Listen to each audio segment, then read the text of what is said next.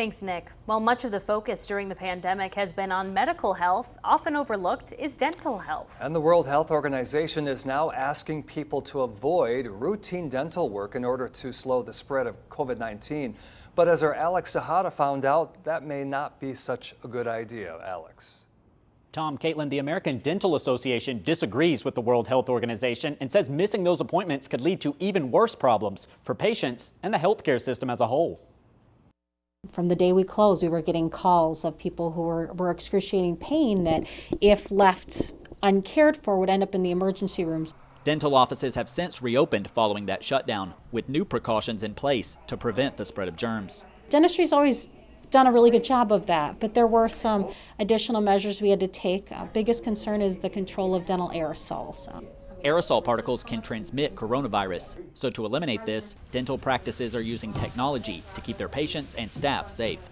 Implemented a needlepoint bipolar ionization system in our HVAC system that helps eliminate germs in the air, basically. We've also implemented the use of external dental suction units that sit above the patient's mouth to grab any aerosols that are lingering in the air after doing an aerosol-producing procedure.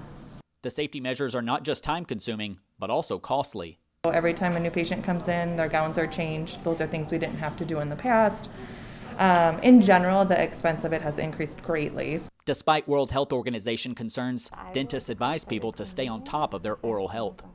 With dental disease, it only gets worse without treatment. So something that could be a small cavity that could be treated easily with a filling could turn into a dental abscess or a dental infection and become more of an emergency.